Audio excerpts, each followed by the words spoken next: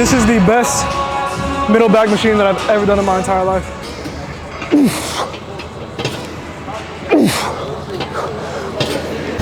Okay, so we're hitting back and arms today. I'm gonna do Keenan flaps for the first time on the channel, I think. So excited to show you guys that and then kind of explain why it's so beneficial and how it also can be great whenever you don't have straps. Yeah, not much to this intro. It's freezing balls outside, so I'm gonna go ahead and try to get in there as soon as I can, get my creatine and pre-workout in, and then I'll see you guys inside. Okay, pause. I'm gonna eat this first before I go in. 35 grams of protein is actually kind of crazy, and I've had this before. Shit's actually pretty fire, so. You thought we were going to the gym, man? You thought wrong. I got a shit.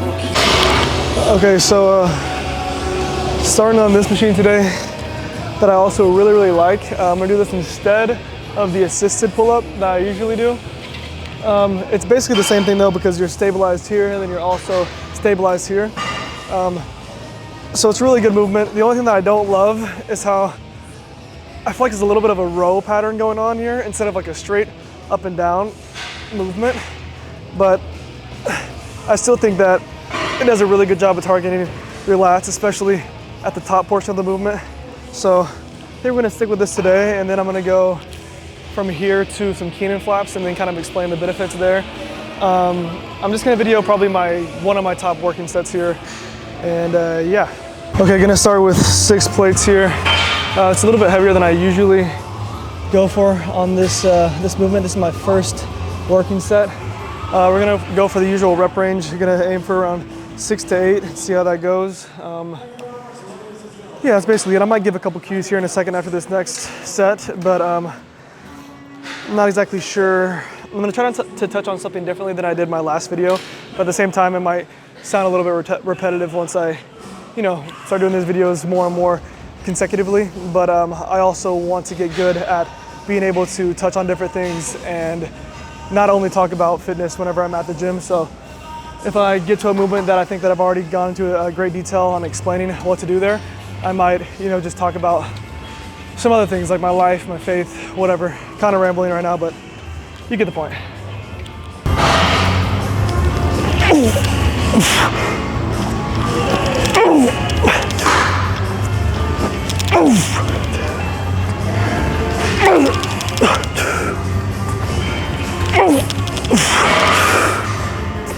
Okay. Damn, that was very heavy. Got about 5.5 reps there, which I'm not unhappy with. Some of the cues that I want to mention here is whenever I'm doing this movement, I like to get to right about to here. I don't go to a full range of motion, because when you go all the way to the top, your rear delts will be responsible for a lot of that force when getting the weight back down. I always try to focus on getting as low as I can, but with this movement in particular, with that row pattern that it has, when you get to here, it's kind of hard to not have your biceps involved in the movement. That's one of the main reasons that I don't absolutely love this machine, but it's still really good. But just for myself, I already have an issue with feeling some more bicep involvement than I'd like to whenever I perform lat pull down movements. So for myself, I would rather stick with a machine like this, but I just wanted to do a bit of a different back day today so I can show you guys some different movements and how I perform them. I'm not gonna record my next working set here, but I am gonna do one more, and then I'll go to Keenan flaps. And okay, I'm not gonna record this set, but I just want to take a second to say this because I kind of had it weighed on my heart for some reason. For you guys that are out there searching for a purpose or want to get closer with God, you're not going to get there without pain. You're not going to get there without failing, and you're not going to get there without misunderstanding your own feelings and not knowing exactly what you want to be. But all those crazy, weird feelings and being unsure of what you want to do and what you want to become, if you just sit and feel those feelings and never act on them, you're never going to feel better. You're never going to feel like you're making any steps forward. You're never going to feel like you're making any type of progress in your life. Pain is where my relationship with God got stronger. Going through the hardest shit that I've ever been through, the self-discipline that it makes you build is worth all the pain, and the relationship that you're able to build with Himself and how you're able to become a better human being because of it is worth all the pain that I've gone through, and it's going to be worth everything that you're going through in this exact moment. And if you're somebody who's going through a really shitty situation right now, just know that I wouldn't trade any of the pain that I've gone through if I had to trade the pain, but I'd be set back as the man that I was before I went through it, I would never trade it in a million years. So if you're in that same type of predicament and you're right here and you feel horrible and you're having a shitty time every single day, it's hard for you to wake up, it's hard for you to pursue your dreams, you have all these walls, you feel like everything is lined up against you, you're right at the cusp of becoming the type of person that you've always dreamed about becoming. So as soon as you can make that change, even if you fail again, okay, so for myself, especially with lust, I would always say like, okay, God, I'm gonna stop. I'm not gonna do it anymore. Today's the day that I stop. And then I would stop for a day and I'd feel great about myself. I feel amazing. And then I'd fall into it. And then whenever I'd fall into it again, I would feel horrible. Bottom of the bottom, worst that I've ever felt. And that's because I wasn't going about it the right way. You have to know that you're already forgiven. And then if you fall into it again, if you have the right mindset to get back on the horse and trust God and know that everything that's been aligned for you is a challenge that is aligned and made for you to overcome, to become the person that you can become, just the best version of yourself. Okay, last bit of motivational shit here for a second, and then I'll go into explaining Keenan flaps and to actually working out here for a second. Anything that's happened, or not anything, the vast majority of things that have happened just in general in the world that has been something that is purposeful and actually made a difference was extremely fucking difficult to do. So switching how you process and how you think about things and looking at it like, okay, this is really, really hard for me. This is something that really challenges myself. That is what's made me do more difficult things with the thought process of, I'm doing this because it is difficult, because history has shown us that things that are really difficult to do usually lead to having a greater purpose and making a greater difference. So yeah, okay, now I'm going into Keenan flaps. I usually like to have a cuff that can go like around my humerus, but I think that I get basically the exact same movement here whenever I have this attachment. So if your gym has this and you don't have a cuff yourself, you can still do a Keenan flap variation. I put my elbow through here and I'm just pushing down on this, and it's literally the exact same thing as what a cuff would do for yourself. I also, if you have straps or if you have like something to grip on, I always talk about recruiting as much motor units as you possibly can. I like to do the ghost grip where I'm holding onto my strap here to make me stronger in my lats. And then with how this is leveraged, I have to do a little bit of dead stops, which I usually don't like to do. But for this movement in particular, it works fine. Let me just do the movement and then I'll do some more explaining when I go to the other side.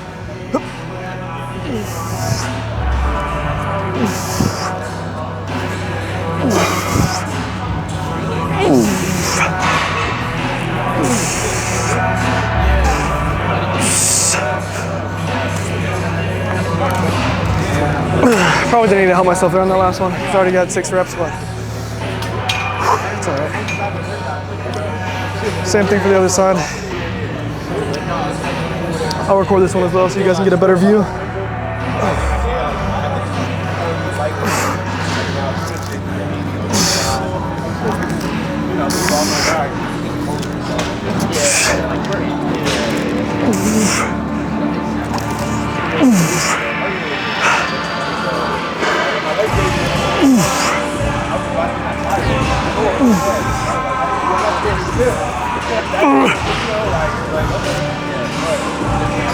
Okay. So another reason I really like this machine is if I didn't have these straps, I would be able to, so like somebody, say you forget your straps and you're trying to get an optimal lift at the gym for your back as well, or still, you can just use this attachment or a cuff if you have one, put your elbow through it and it completely cuts out the usage of your forearms. It's basically doing the same thing as having a strap on where it cuts out, when you have a strap attached, it cuts out the use of your forearms.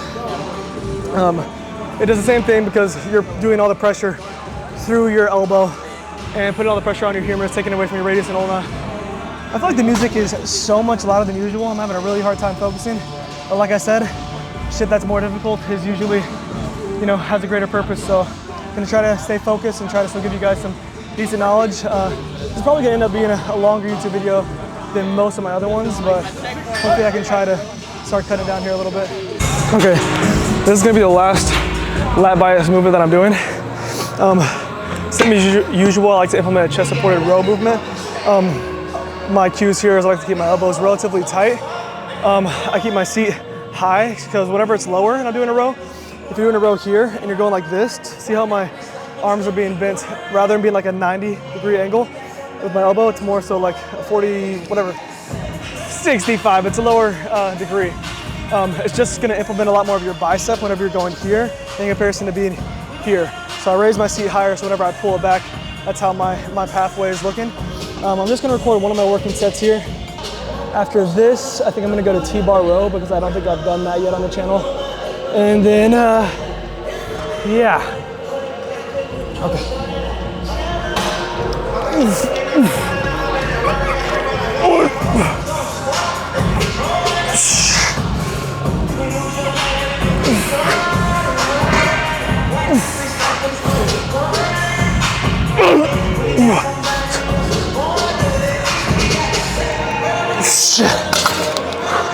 I don't know if that was 5 or 6, but that shit was heavy, but it honestly felt good.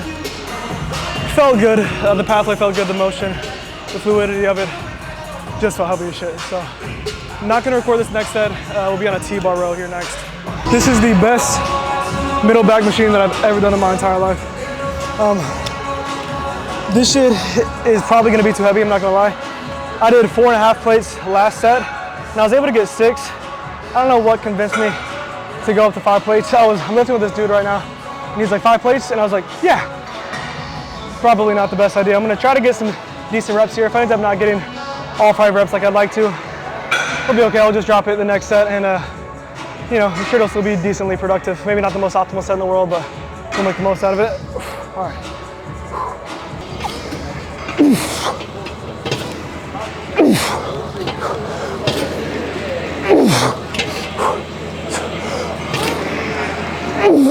Come on.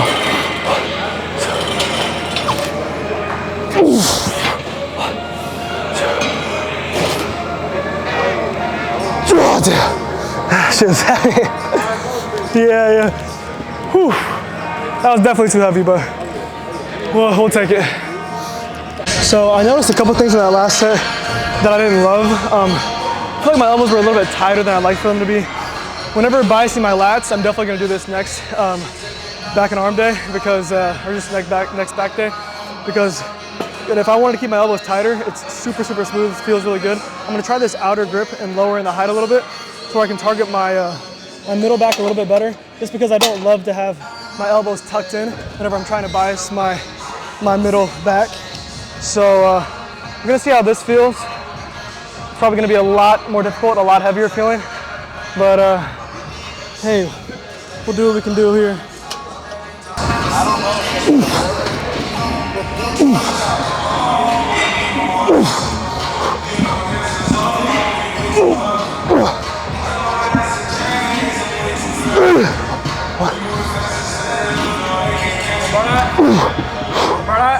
So what? Sure, yeah. Appreciate you, man. Thank you.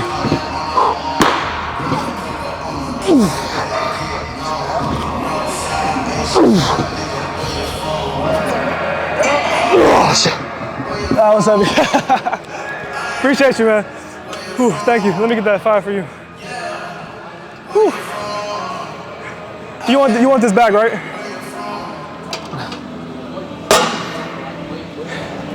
So, that guy's super nice. Having a drop there definitely helped me. I think my form felt a lot better. I'll watch it back.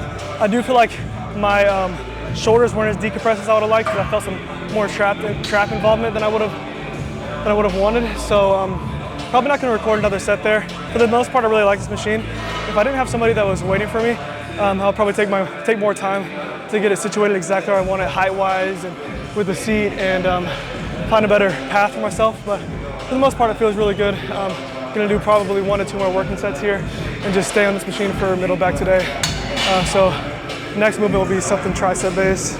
Like I said earlier, it is freezing balls out here, but luckily I love the cold, and apparently everybody else doesn't like I do. So with all the Smith machines being used inside, I have this one for myself. Gonna do the JM press here. I haven't ever done it on this Smith machine in particular. It kind of feels like it has a higher tension than I remember it having the last time that I used it. But we'll see how it feels. I'm gonna go ahead and do a little warm-up set here. Nothing too crazy. This is my first time doing it on Smith, so at least for the channel. And I'll give you guys an explanation of some of my cues. I mean, it feels relatively smooth, I guess, but the tension is still kind of high, so I don't know if I love it, but we'll make do. I'll record my next working set, and then after I'm done with that, I'll explain to you guys some of my cues there.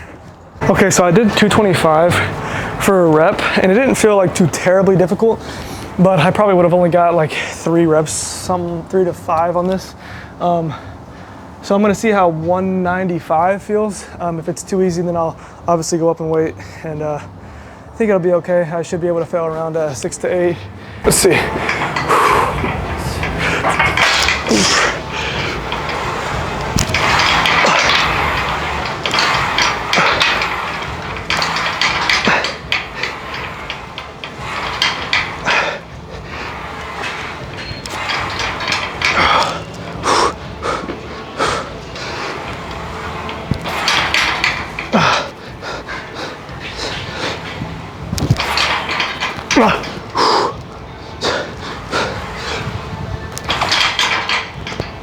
Come on, one more.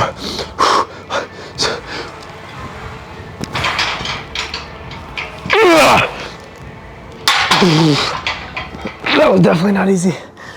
I think that was around 7 reps. I tried to control the eccentric there for like the last 4 because it felt really easy. And then it got really difficult pretty quickly. So I'll probably stick with that weight and then just do a normal eccentric throughout the entirety of the movement for the next couple sets. A couple of my cues here. Let's see if you guys can see from this angle exactly what I'm saying. A couple of my cues for the Smith machine JM press in particular is, well, the setup is pretty similar to like a normal incline bench press. I like to have my scapula retracted and then just have my shoulders in a safe position. And then I do a really close grip. For me, what's comfortable is something that's usually aligned like right with my shoulder joint. So whenever I'm down at the bottom, I'm stacked over myself with my elbows and my shoulders like this. Everything is relatively in the same position here, here, here, if that makes sense. I stack down and then I'm not going down like this. I see a lot of people do this when they do JM press, and from here to here is recruiting all pec. So I like to be like this, and I'm stopping right here. That's where I'm stopping, like right on my neck, keeping my elbows basically even with my my torso. And then in contrary to like whenever I'm normally doing an incline chest press, I would always say don't completely finish the movement due to your triceps taking over at the end of it. Here it's the exact opposite because we are trying to bias our triceps.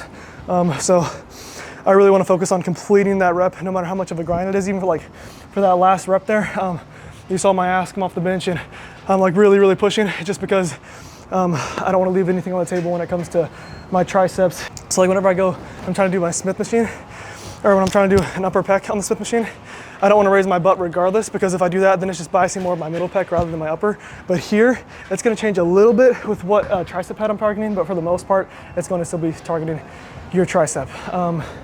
That's a super detailed explanation as to why I like doing it and why it's so good. Here, the main target is the lateral and the medial head of your tricep. The entirety of it is called the brachii. I think that's how you pronounce it. After this, we'll go to targeting the long head, and I'll kind of explain why this newer movement that I've been doing is my favorite for using. Sorry, somebody just looked at me weird. Is it my favorite movement for targeting the long head? Okay, this probably give you the best angle to see me targeting both arms. So I've done this before, but here I'm going to kind of incorporate 2 of the movements that I've done. Here recently I've been targeting more of the long head of my tricep, and that's by going, the way you bias that is by going back behind your body like this. When I usually perform this movement, I try to do more of like a JM press type of variation where I'm pushing in front of myself. Here I'm going to kind of incorporate both, where I have myself attached at the wrist, and then I'll also use a ghost grip here like I normally would, and then I'll be up here against the machine to where whenever I fully extend, I'm going out back behind myself whenever I'm extending. This weight might be a little bit too heavy, but we'll see how it feels. Might end up having to lower it This is my second working set here, probably my last one, and then I'll go into most likely bicep.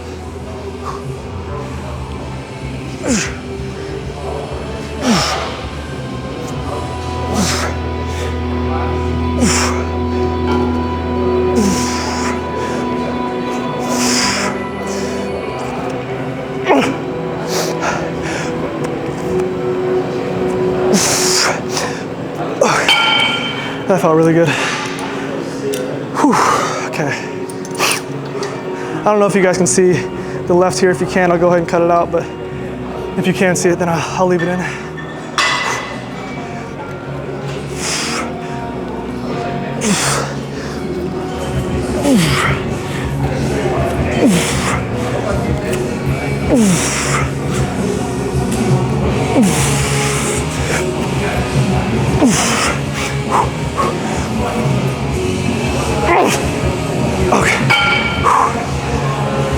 Okay, that was really heavy, but that felt good. I think we'll call it here for tricep and then go to probably some unilateral, why do I always say that? Probably go into alternating curls. Okay, this is my last set here. I'm gonna try to get 12 total reps, which will be 6 for each arm. From here, I'm gonna go to most likely preacher curl, probably in gym 3. Probably shouldn't have taken my shirt off yet because I'm gonna have to walk in the cold ass weather, but we'll be all right. Pump covers off. Feel okay. The lighting in this area of the gym isn't great, so I'll probably do a little pump check whenever I get to gym 3, and then yeah.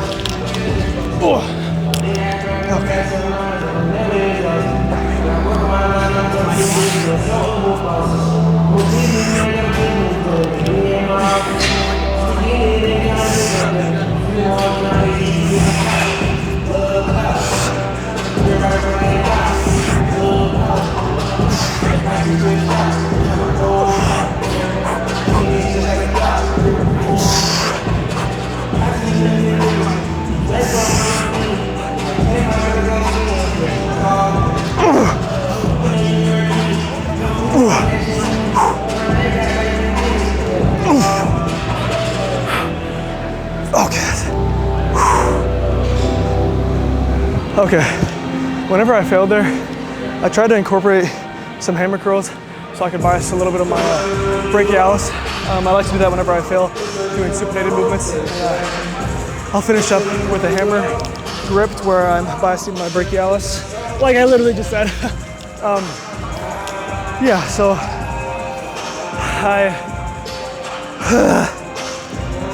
some of my cues there is that whenever I'm performing that movement, I like to lean into the arm that I'm doing the curl with. So I'm getting more focused on the contraction. I'm leaning forward into it. So like if I'm here, leaning back, whenever I go to the top, from here to here is gonna be really easy because of how gravity works.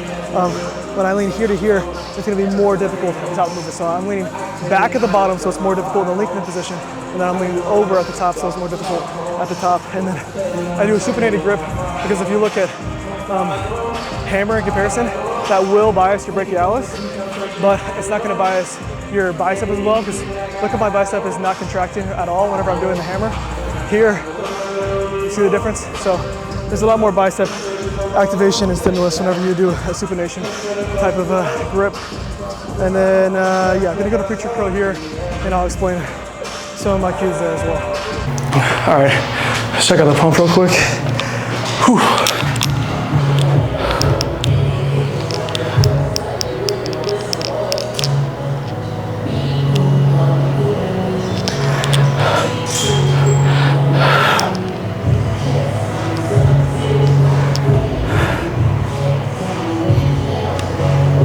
Okay, the pump's not terrible, which also, if you guys aren't aware of this, the pump does not really matter at all whenever you're training. So I feel like a lot of people, especially just like the average gym goer, bases how good a workout is based off of the pump that they get whenever they're training. And in reality, the pump is not very important at all. Dang it, I had it zoomed in the whole time I was posing. That's whatever. But yeah, the pump is not very important, or not as important as a lot of people make it out to be whenever you're training. Going into preacher curl here, I'm focusing on the lengthened portion of the bicep, not the lengthened portion, but the lengthened portion of the movement. I'm trying to train my bicep in a lengthened position here. This is my last working set actually. How I do that is I lower the seat all the way down, have my elbows up here, and whenever I'm going, I try not to raise my elbows up at the bottom portion. I try to keep them as planted down as I can. I would like to have a machine, like there's one inside where you can just change like the hinges and it makes it bias. It makes the lengthened portion more difficult and it makes it easier as you do the concentric. That would be ideal. But since I wanted to, wanted to be outside a little bit, I like the colder weather. So that's why we're out here. And the way that I bias it is just have my seat really low. Okay, here we go.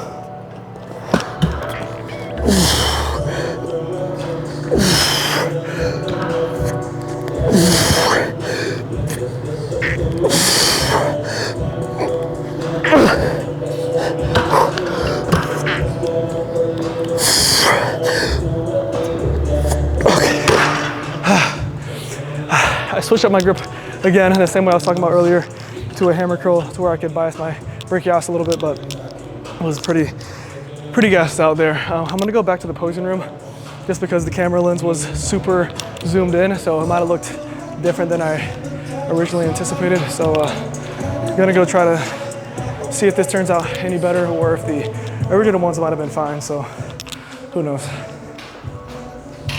All right, here we go. Round 2.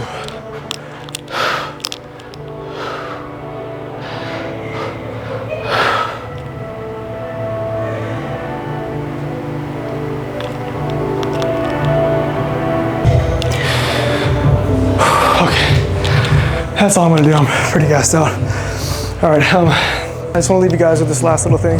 I saw a TikTok the other day, and this guy was saying, if you have trouble with overthinking, which I definitely do myself, try to overthink the positives. And I think that's a really, really good message.